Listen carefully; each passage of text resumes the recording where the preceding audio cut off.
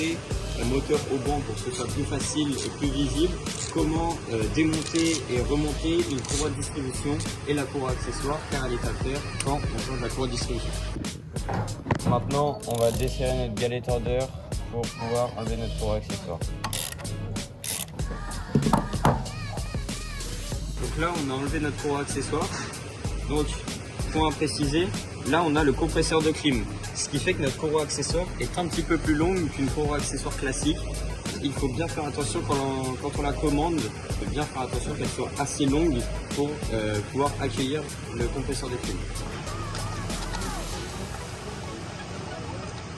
Donc maintenant, on va passer à enlever nos carters de distribution. Là, on a plusieurs vis, celle-ci, celle-ci, celle-ci, celle-ci, celle-ci. Bon, nous, on n'a plus que celle-ci, mais c'est tout comme. Maintenant, les deux carters sont enlevés, on va passer au démontage de la poulie d'ampère. Avant de démonter notre poulie d'ampère, on va la faire tourner pour que notre point de calage soit pile en face du repère. Comme vous pouvez le voir, notre calage est bien effectué, il est pile en face. Donc là, je procède au démontage de la poulie d'ampère.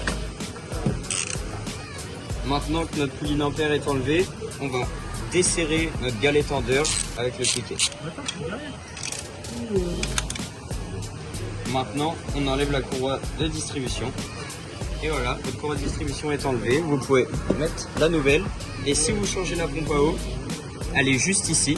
Vous avez quelques vis à enlever. Donc là, votre courroie de distribution est enlevée.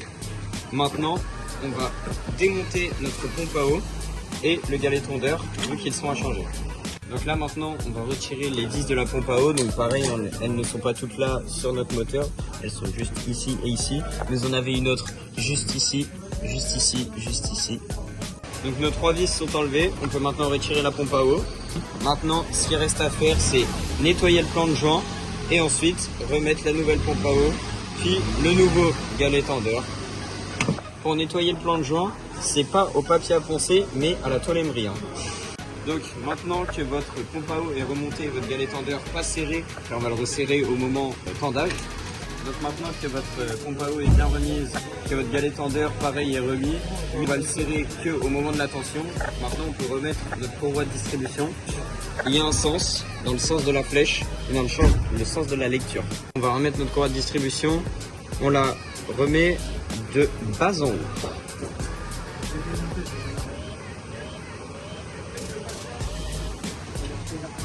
Donc voilà, notre courroie est bien mise. Donc pour tendre notre courroie de distribution, on va utiliser cet outil qui est là pour faire bouger notre galet tendeur. Et ensuite, quand c'est bien tendu, on vient serrer les trous. Donc maintenant, on va procéder au remontage de la poulie d'ampère et des carters.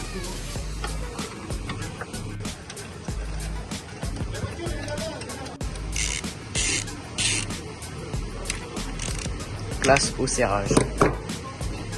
Donc voilà, maintenant on passe au remontage de la courroie accessoire. Donc c'est très simple, on la remet et elle se remet sans problème.